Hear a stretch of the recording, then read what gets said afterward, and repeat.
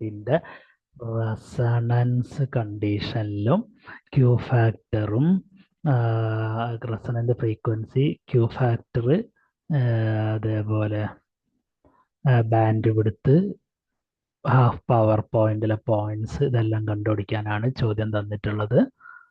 അപ്പോൾ അതിലെ ആദ്യത്തെ ചോദ്യം എന്ന് പറയുന്നത് റെസിസ്റ്റൻസ് 1000 ഓം ആണ്. ദെൻ വോൾട്ടേജ് എന്ന് പറയുന്നത് 100 വോൾട്ട് ആണ്. ഇൻഡക്ടർ എന്ന് പറയുന്നത് 100 മില്ലി ഹെൻറി ആണ്. 100 × 10⁻⁻6 ആണ്, -3 ആണ്. കപ്പാസിറ്റൻസ് എന്ന് പറയുന്നത് 10 മൈക്രോ ഫാരഡേ ആണ്. 10 × -12 ആണ്. 2 പ്രാവശ്യം മൈക്രോ ഫാരഡേ ഉണ്ട്. സോ 10 × 10⁻12 ആണ്.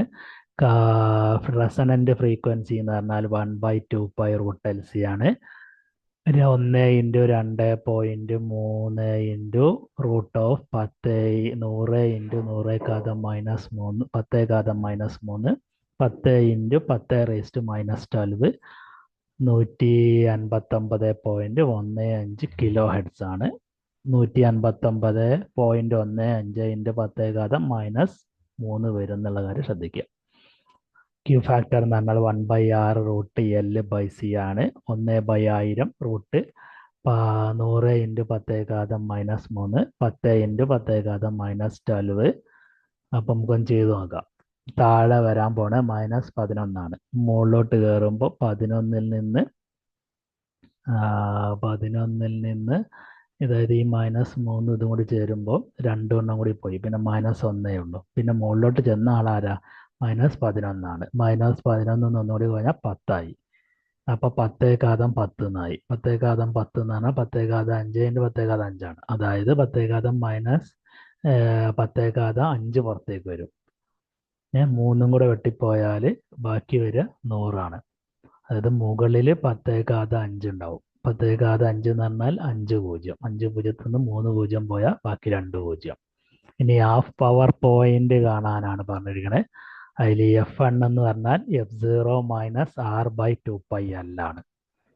അപ്പോൾ F0 എന്ന് പറയുന്നത് നമുക്കിവിടെ കിട്ടിയിട്ടുണ്ട് 159.15 × 10⁻+3. R എന്ന് പറയുന്നത് 100 അല്ല അല്ലേ, 1000 ആണ്. 1000 / 2 1000 / 4 ×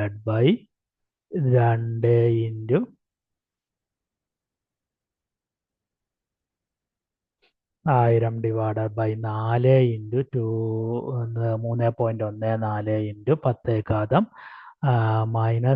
എന്ന് പറയുമ്പോൾ വാല്യൂ കിട്ടും. അതുപോലെ രണ്ടാമത്തെ ഫ്രീക്വൻസി ഹാഫ് പവറിലുള്ള രണ്ടാമത്തെ അപ്പർ ഫ്രീക്വൻസി കാണാൻ F2 എന്ന് പറഞ്ഞു കഴിഞ്ഞാൽ F0 + R/4πL ആണ്. 15 × 159 × 10⁻³ + 1000 / R × 4 × 3.14 × 100 × 10⁻³ ചെയ്താൽ 159.8 കിലോ ഹെർട്സ് വരും F0ന്റെ. അതായത് റെസണന്റ് ഫ്രീക്വൻസി ആയ 159-ന് 2 അപ്പുറത്ത് 158.2 F1-ഉം 159.8 അപ്പുറത്തും വരുന്ന കിലോ ഹെർട്സ് വരുന്ന 2 പോയിന്റ്സുകളാണ്, 2 ഫ്രീക്വൻസികളാണ് ഹാഫ് പവർ പോയിന്റ്സ് എന്ന് വിളിക്കുന്നത്. Thank you for watching this video.